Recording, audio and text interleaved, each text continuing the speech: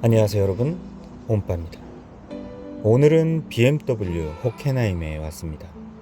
저번에 XSR 900 마지막 영상에 보시면 바라연의 또 다른 멤버께서 박스를 깐다고 하셨잖아요.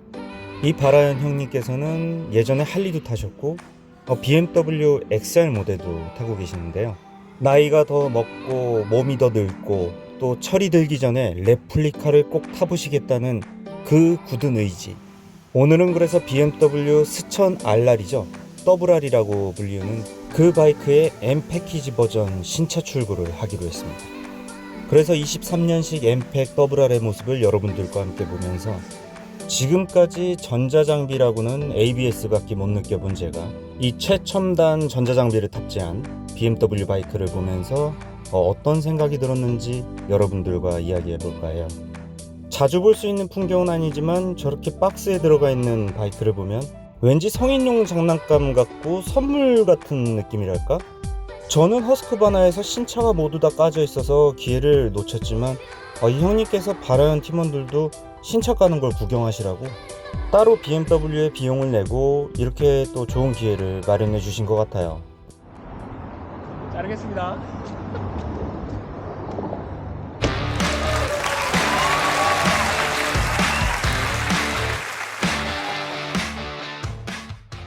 저도 언젠가는 저 커팅을 해볼 수 있는 날이 올 수도 있겠죠. 요즘 제가 타고 다니는 4륜 자동차는 23년식이에요. 물론 테슬라 정도의 전자장비는 아니지만 나름 풀옵션이기 때문에 전자장비가 굉장히 많이 포함이 되어 있고 또 반자율 주행 모드도 굉장히 만족스럽게 타고 다니고 있습니다.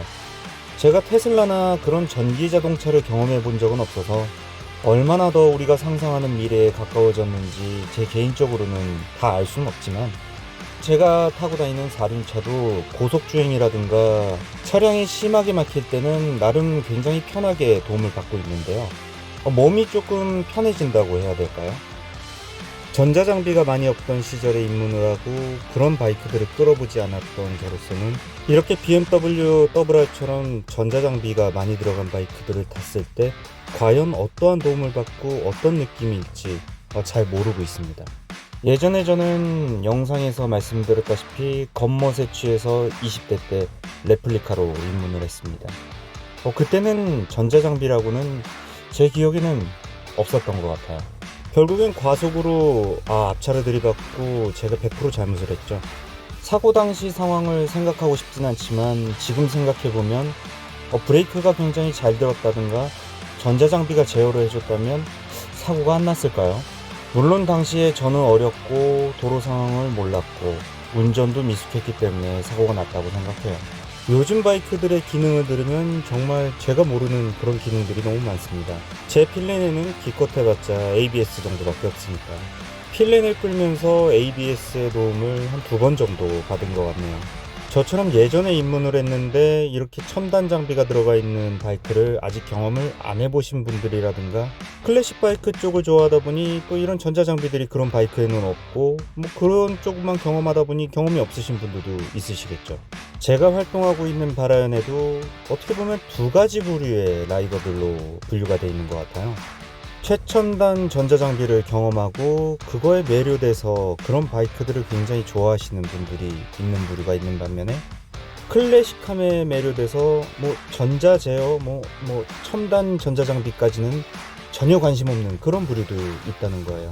물론 저는 이것도 저것도 아닌 부류인 것 같은데 왜냐면 ABS를 경험을 못 해보던 시절에 입문을 했다가 경험을 해보고 나니까 안전상 필요하다고 생각이 들거든요. 하지만 요즘 나오는 첨단 전자장비가 모두 다 안전을 위해서 포함되어 있는 것들은 아니잖아요. 편의를 위해 포함되어 있는 전자장비들도 있기 때문에 과연 이런 것들까지 내가 활용성이 있을까라는 의구심이 들기도 합니다. 그래서 제가 요즘 이런 바이크들을 보고 클래식한 바이크를 볼 때마다 고민도 되고 굉장히 생각이 많아지기도 합니다. 바이크는 갬성 아닙니까? 갬성? 갬성으로 타잖아. 출고할 때 이제 설명은 그때 드릴 겁니다. 차량의 기능적인.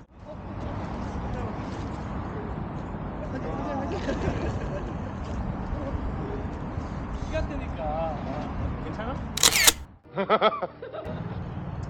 차량 이동해서 네. 이제 에어로 나무가루 이런 것들만 좀 풀어내겠습니다.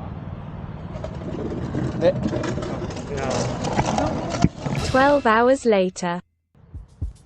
BMW 호켄하임은 신차 박스를 까고 나서 다음날에도 출고가 가능한 것 같아요. 박스를 깔 때 붙어있지 않았던 그런 부속품들을 모두 다 장착을 하고, 클래식한 바이크나 전자장비가 많이 없는 바이크라면 그냥 끌고 나가면 되지만 WR 같은 경우에는 설명드릴 게 상당히 많겠죠.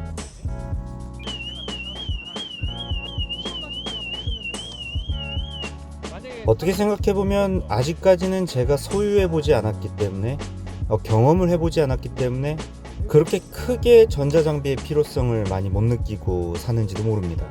그래서 좀 더 깊게 생각해보면 그게 더 무서운 거예요. 한번 맛을 보면 다시는 클래식함을 찾지 못할까봐. 지금 타고 다니는 4륜차는 물론 취미는 아니지만 깡통을 타라 그러면 솔직히 싫잖아요. 같은 필렌 오너분들이나 아니면 저와 비슷한 바이크를 끄는 분들한테는 물론 좀 기분 나쁘실 수 있지만, 이 WR에 비교하면 우리 같은 바이크들은 솔직히 깡통이나 다름이 없죠. 그래서 요즘 두 온빠가 좀 자주 싸워요. 아니, 언제부터 바이크가 사람을 태웠어? 사람이 바이크를 타야지. 아니면은 이제는 현실을 받아들이고 미래를 조금씩 준비해야 되나? 그런 생각들이요. 중력으로 크루징이 되고요.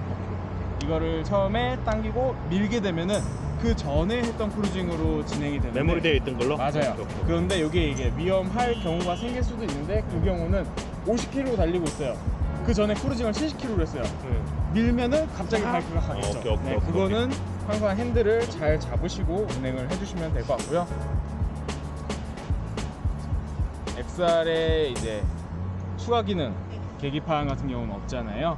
이렇게 추가로 총 이 부분에서만 3가지 계기판 변경이 되는데, 맨 처음 화면과 지금 것까지 합하면은 4가지입니다. 요 같은 경우는 이제 서킷에서 운행을 할 때 저 RPM을 많이 사용을 안 하기 때문에 요점 좀 생략을 하고, 일단 제일 많이 쓰는 RPM 영역대를 좀 확대하고, 트랙션 컨트롤이 몇 %나 개입을 했었는지, 그리고 바이크 실시간 뱅킹 각도와 그 밑에 파란색 같은 경우는 운행하면서 최대 뱅킹 각도, 그리고 23년도부터 새로 생긴 기능이 있는데, 이쪽에 보면은 이게 핸들이 움직일 때마다 이것도 같이 돌아가요. 스티어링을 정보를 읽혀서 트랙션 컨트롤과 이제 자이로 칩까지 합해서 차량에 이제 뭐 운행할 때 슬라이딩 됐던 것들, 또는 핸들이 꺾인 상태에서 드리프트가 되는 것들, 이런 부분도 최대한 안전하게 좀 잡아주기는 합니다. 근데 이 부분까지는 언제까지나 이제 전자식으로 잡아주는 거기 때문에. 바이크를 취미로 타고 있는 우리들은 어차피 이것은 취향의 차이입니다. 오늘 M패키지 스천알랄의 신차 출고하는 걸 보면서 저도 많은 생각들을 정리해봤는데요. 라이더의 주행을 도와주고 또 심지어는 개입까지 한다는 이 전자장비, 저도 언젠가는 경험을 하게 되겠죠. 하지만 제가 바이크에 대해서 조금 더 알아갈 때까지 이런 첨단 전자장비는 조금 더 미래로 저는 미루도록 하겠습니다. 오늘 이 WR의 오너이신 이 형님께서는 드론 쪽에 직업을 갖고 계시고 전자장비 쪽에 또 빠삭하세요. 자신의 취향의 바이크가 뭔지 정확히 알고 선택하셨다는 거죠. 오늘 이 WR이 출발하는 모습을 보면서 영상 마무리하겠습니다.